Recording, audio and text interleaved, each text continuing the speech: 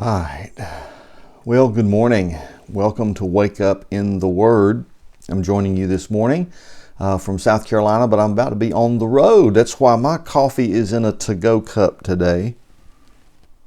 Ready to hit the road. I'll be on my way back home to Covington, Georgia, where we'll be celebrating the life of my cousin Sydney Bailey today. So I look forward to seeing some family and friends over there today, and then get back on the road back over here so we can have a great day in worship tomorrow. I want to be reading to you from Psalm 11 this morning. Psalm 11.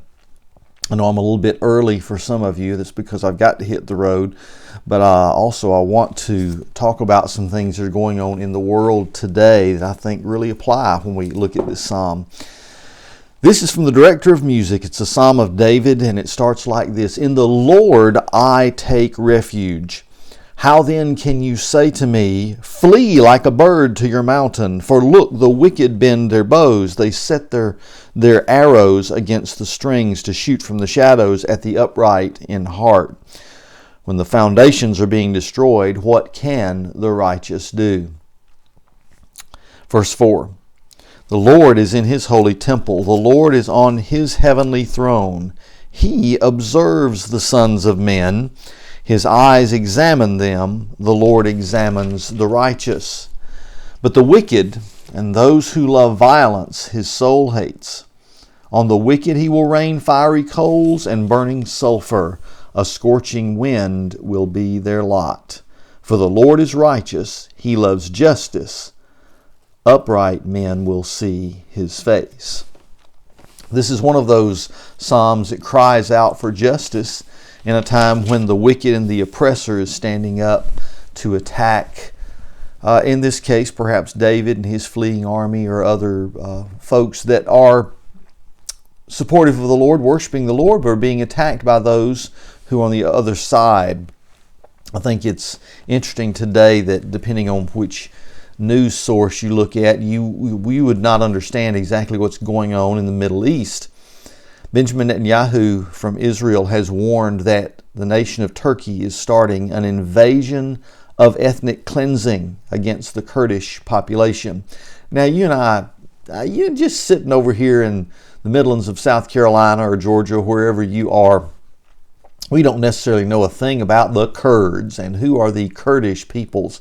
But the Kurdish Yazidi population, some of this area, is home to a group of people who were some of the earliest Christians, many of them Christians for centuries, since the very first century.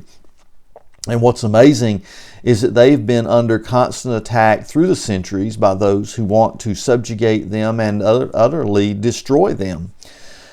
Turkey is invading using the excuse that they want to somehow control the ISIS situation, which is already controlled.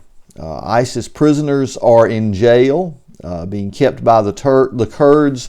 America's declared that is over, and we've left. We've left town. Now Turkey is resuming its,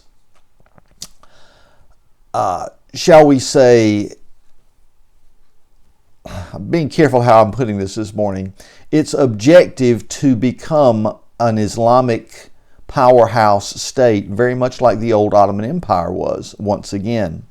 Erdogan called his army a Mohammedan army as they went out, said he would like to kiss every one of them on the forehead and go out for their righteous cause. They were read, of course, scriptures from their Quran to go out and fight against the infidels. So, I mean, think about this.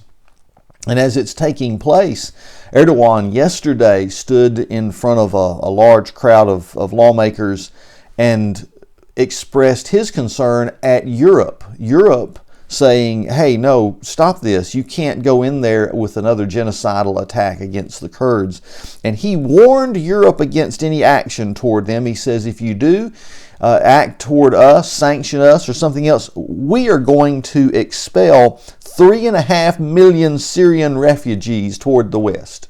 So Erdogan's threat against those that are calling his hand on this ethnic cleansing is that, look, mess with us and we'll unleash more waves of refugees in your direction, and you don't want that.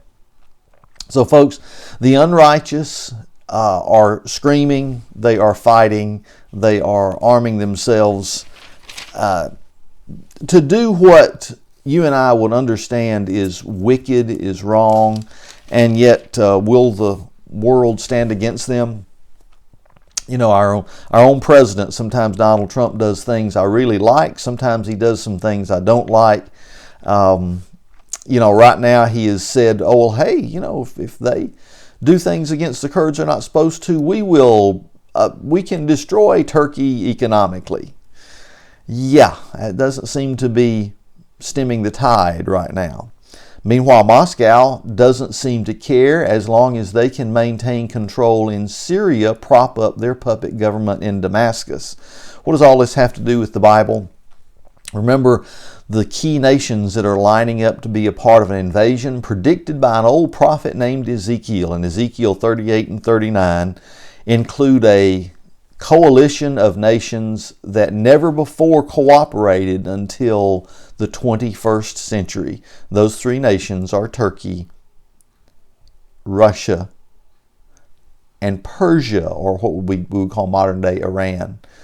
So, friends, well, let's watch it carefully and see what God is doing. In the meantime, in the Lord I take refuge, the very first verse of this psalm. Should we be scared? Should we run? Should we follow the advice of the person that says, flee like a bird to your mountain, for the wicked are attacking? Or do we stand up against them in the power, the strength, and the courage of the Lord? Tough call these days.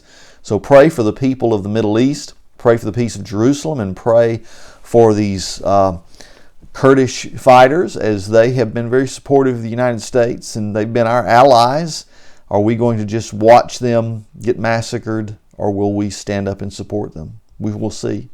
Well, in the meantime, you have a great day in the Lord. I'm going to hit the road. Plan to worship somewhere this weekend if you haven't already figured this out. If you're anywhere close to Winsboro, South Carolina, join us Sunday night for Worship at the Well, 7 p.m. Matt and Libby Wright will be our guest worship leaders. You'll not want to miss that. It's going to be a great time in the Lord. Listen, you have a good day, and we'll see you again right here tomorrow as we wake up in the Word.